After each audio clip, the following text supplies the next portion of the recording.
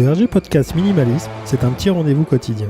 Autour de cette philosophie de vie, je te donne une idée que tu peux éventuellement mettre en place ensuite. Alors n'hésite surtout pas à t'abonner, ça m'aide énormément. On y va.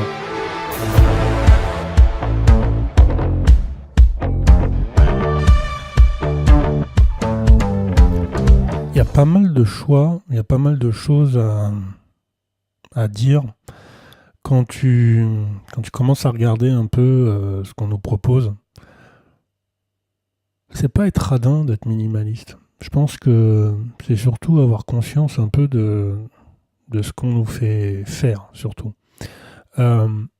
L'achat compulsif, l'achat où on est toujours en train de se demander si c'est la bonne opération, si c'est la bonne affaire, ça passe souvent par des produits qui sont pas forcément utiles ou qui sont pas forcément les bons moyens d'avoir des choses intéressantes à notre possession.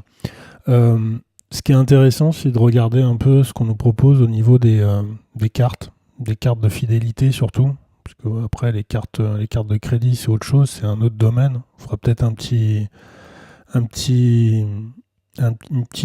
épisode là-dessus. Mais sur les cartes de fidélité, là on est vraiment dans l'absolu, c'est-à-dire qu'on est vraiment sur quelque chose d'évitable et qui nous pousse malgré nous à se fidéliser comme ça sur des produits qui en général sont pas des produits très très très intéressants. Souvent les produits intéressants d'ailleurs, il n'y a pas trop de promotion dessus. Il n'y a pas trop de choses qui sont proposées pour que vraiment on se prive quelque part. Et souvent d'ailleurs les produits où on est intéressé, on fait l'effort justement de mettre de côté pour se les payer. Donc je dirais que la carte de fidélité, c'est de se dire qu'on n'en a pas besoin et que si effectivement on a plusieurs cartes en notre possession, que ça soit pour l'alimentation, où là je trouve qu'on a des pics de fidélisation assez stupéfiantes qui en général ne servent à rien, sauf à acheter 2 fois plus de choses dans notre caddie, alors qu'on n'a pas besoin forcément de faire du stock. On peut éviter tout ça et se discipliner tout simplement pour éviter d'avoir des cartes à plus qu'à savoir en faire dans nos portefeuilles. C'est la même réflexion d'ailleurs sur les produits ou sur les offres dites gratuites, sur les échantillons, les choses comme ça, où c'est simplement du marketing qui nous propose de nous donner des choses pour éventuellement après être redevable. Tu sais que quand on est en face de quelqu'un qui nous offre quelque chose, qui nous propose quelque chose, on a souvent tendance à vouloir rendre l'appareil, et c'est un peu ce schéma-là qui est proposé avec les cartes de fidélité, avec les échantillons gratos. C'est-à-dire que on essaye de nous amener dans le magasin, ce qui est leur métier, c'est pas le problème.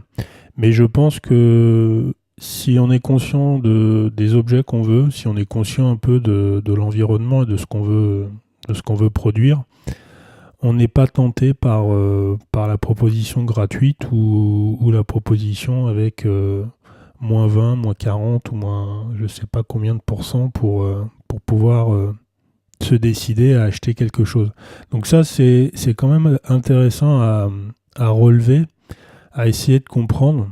Je ne sais pas si je le saisis ou que je l'explique très bien, mais c'est quelque chose d'assez intéressant dans le sens où si le produit, même s'il est proposé gratuitement, j'en ai pas besoin, pourquoi le prendre ?